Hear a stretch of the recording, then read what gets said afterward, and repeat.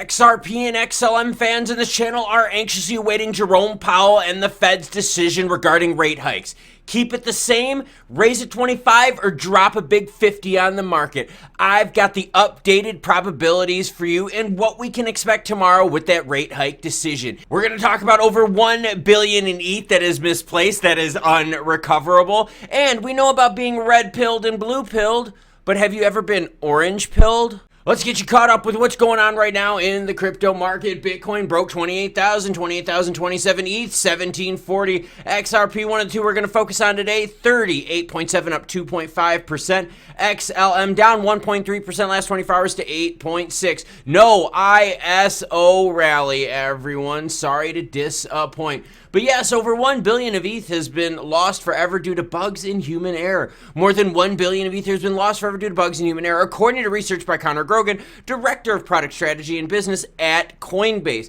I've categorized thousands of instances of Ethereum typos, user errors, and buggy contracts, Grogan said on Twitter on Monday. He noted that he cataloged 636,000 ETH, 1.15 billion that is lost, representing 0.5 of the coin's circulating supply. Grogan added that his estimate, if anything, is an understatement. This 1.1 billion plus number significantly undershoots the actual lost and inaccessible ETH amount. It just covers the instances where Ethereum is locked forever. So where does all this money go? And maybe we should start fixing some of these problems. Make it so that this money can't be lost forever. That makes zero sense. Think of how good blockchain technology is.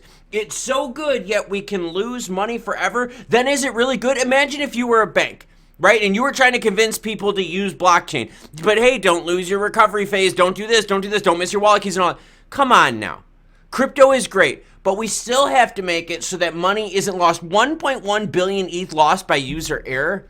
I think we need to improve the technology and make it so less user errors exist with such a great technology. Again, we want crypto Web3 adoption. How about we start fixing some problems like this? Oh, and here's that tweet from Connor. I break some of these stories on Twitter first. Twitter will be linked in the description below. Look at that, parity wallet bug, buggy contracts, burn addresses, typos. $22 million lost in typos. If we can't fix that, come on now. That's low-hanging fruit, everyone.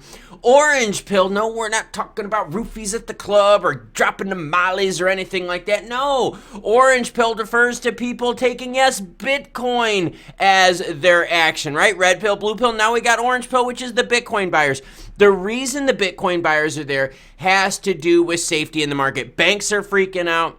Traditional bank stocks are crashing. Banks all across the globe have problems. So people are looking for safe haven places to put their assets. They're putting it at gold. They're putting it more so in Bitcoin. If you look at Bitcoin, and we've done this how many times on the channel, you can look at any of the other previous videos. But if you look at our favorite cryptos compared to Bitcoin, Bitcoin was rallying 60%, while our favorite cryptos were barely in the double digits. So yeah, safe haven assets, moving on over to Bitcoin. By the way, speaking of bank collapse and how bad it is smashing banks, stablecoin issues, and so forth, look at this. Remember, USDC had exposure to Silicon Valley Bank. They had their reserves there, 3.3 billion in reserves held there. Remember, banks have to put their money somewhere. They just don't leave it under a mattress, right? They buy bonds, they have reserves in other places, and so forth. Well, with their exposure to Silicon Valley Bank, people are like, yeah, okay, wait a minute. So you're a stablecoin, you're supposed to be super safe, but you still have to rely on traditional finance to make your business work. Come on now. Again, right, if we want crypto to go to the next phase, we have to sever ties with traditional finance or make better ties, but that's not going to happen because regulators won't allow that. Gosh. But we got to fix these problems. Now, look at this. This is a story that I want to share with you. All right, this is market cap for USDC. Before the banking crisis happened, they were just over that 43 billion mark, 43 and a half, all right?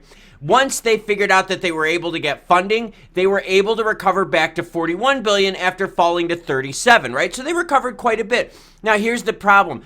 The Fed comes out over the weekend saying, yep, we're going to keep bailing out banks. You've got other countries around the globe saying the same thing, like, yeah, we need to kind of step in and fix this. You had 6 countries out there in central banks saying, yeah, we're going to start backfilling banks. We're going to start bailing them out, doing whatever we have to do. Now, check this out. USDC then suffers even further. Look at this. So now over the last week, you can see that they've lost even more. So yeah, they were guaranteed that they were going to get access to their money. We put the stopgap measurement in banks. But now as more reports come out that over 180 banks around the globe are in the same position as the 3 that just crashed here recently, that has investors scared. So now look what happened. Market cap drop. We then recovered back to over 40 billion in market cap to now be down to 35.3. So all in all, about 20% of the market cap has been eroded with USDC, which remember, backed 1-to-1, attestation reports,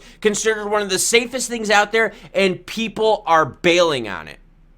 That is something we need to pay attention to. That is going to be a big deal here going forward, because I have a feeling you're going to see the market cap of this stablecoin here go down the more the Fed raises rates and blows up the bond gap. Now, speaking of the Fed, I've got your latest probabilities on what the Fed's going to do. And as always, any article you see in this video will be linked to the description below. And then we're going to talk about XRP, XLM price action. Yes, we've got the live stream tomorrow. Make sure you hit that subscribe button so you don't miss out.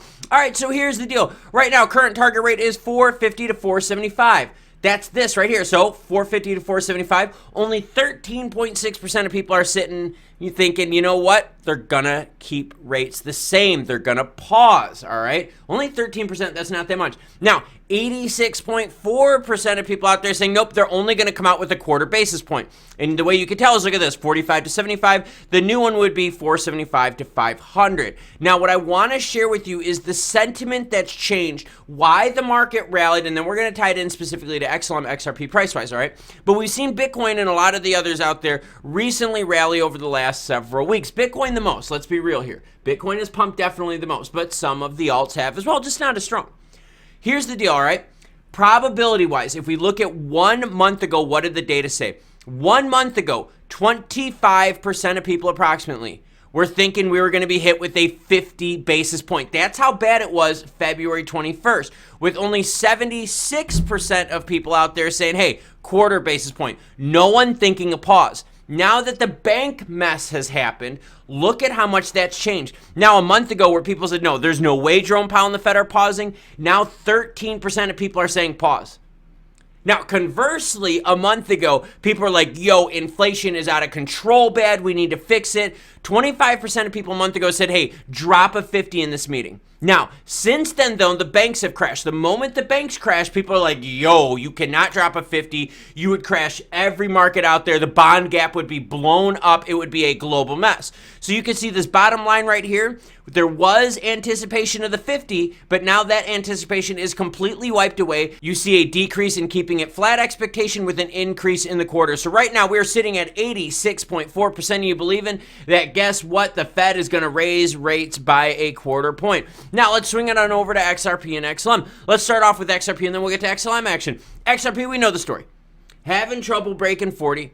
People are thinking price manipulation. I did a story about it. 55 whales, by the way, have purchased XRP between the 10 and 100 million range since February 20th, 21st. All right? So about a month, 55 whales have bought between 10 million and 100 million, 420 million total. That has not moved the price of XRP. Let that sink in. 55 whales who purchased 420 million XRP. So that's demand, right? That's high on the demand side. They wanted that 420 million XRP. Shout out to my 420 peeps out there.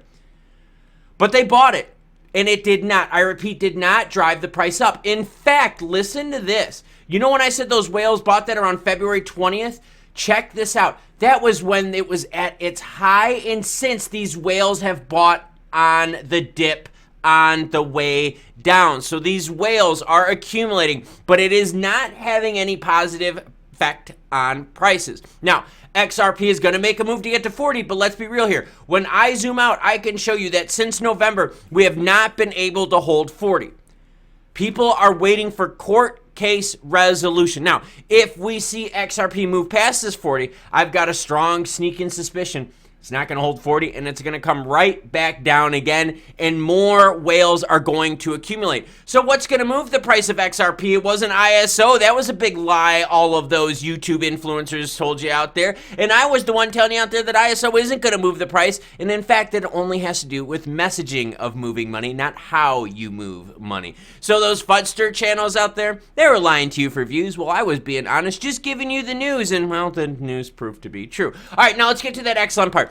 XLM is having some problems. Definitely having some problems. You've got lower volume, less activity, right? Social media wise. People are kind of losing, their patience with the stuff. Things aren't moving. Now, XLM is having the problem where it cannot hold that 9-cent mark, all right? Where XRP was the 40-cent mark. When XLM crashed at FTX times, they blew through that 10-cent double-digit mark. As soon as they lost the support at 10 cents, dropped way on down to low 8s. We've seen it hit some 7s here. But right now, XLM is having trouble staying above that 9-cent mark. There was some time post FTX where they tried to be above 9 cents. There was some time from January to mid-February tried, could not happen. In fact, here's how strong that move was and the reverberation of it. On February 20th, you could see that XLM made the high move up to 10 cents. They tried, got to 9.7, used all its energy, right? There was no more oomph, no more cash left, and crashed hard since. And when I say crash, think about it. This is almost a 20% crash from trying to break through that 10-cent ceiling. That's how strong that 10-cent mark is. Now, the last time XLM was able to go from sub 10 cent, break through 10 cent and hold it, it popped up to 20 cents 3 days later a couple years ago. So XLM, that 10-cent mark is huge, and people are going to be watching very heavily with Jerome Powell and the Fed. Now, that being said, though, I brought the story up about people getting orange pilled, okay? And that has to do with Bitcoin. A lot of people are moving more into Bitcoin right now because of it as a safe asset versus banks. This isn't about a crypto play. This is about where people can put their money safely while banks are crashing, while USDC is having a major run on market cap, while you've got XRP, Ripple Labs tied up in court, regulators out there just abusing the system, banks collapsing, the bond gap spreading. It's all about safe haven assets right now. Gold and Bitcoin, it's where it's at. And to show you that that's where it's at, let's do this. Let's compare Bitcoin to XLM, and let me show you how much people have been going into Bitcoin here as of late. We'll make that baby blue. Boom, check it out right there. I told you over this last several weeks, Bitcoin has moved up 65%, where XLM just at that 16%. Now, this is from the 7th of January, but you can see this move right here. That is where the major action has been. We go to XRP. Let's again compare it to Bitcoin to show you that this is all about safe haven assets play. This is not about Bitcoin as a crypto. This is about safe haven. There you go, and you can see it right here. Boom, there's the move. Bitcoin has made that move on up, where XRP has essentially gone sideways, even though 55 whales have bought 420 million XRP in the last month. The price has not moved. In fact, it's gone down since those whales have accumulated. Manipulation much? So that's the setup. All eyes are on the Fed tomorrow at 2 p.m. They will announce their rate hike decision. At 2:30 p.m., Jerome Powell goes on the mic, and we'll start talking about the summary of economic projections. That, the last time he did that, had the nastiest effect on the market. It wasn't his rate hike, but the last time he did summary of economic projections, as he talked, the market just tanked. We're going to be watching this with our eyes peeled wide open, getting ready to see here. The Fed's going to come out with that 25 basis point hit. 86% of the market says yes, they are. XRP and XLM are seeing no love whatsoever in this recent rally, as safe haven play is back right now as banks start collapsing. My life outside of crypto, what supplements do I take? What vitamins? What do I use for all my energy? That's this video right here. Check it out. Behind the scenes look at my life training and goals. Now, you want crypto Web3 action to fill your mind? That's this video right here. Now, as more news breaks, I'll be sure to keep you up to date with it, especially if we see anything more with the banks that might affect Jerome Powell and the Fed's decision. So, till more news breaks, you cool cats have a great rest of your day.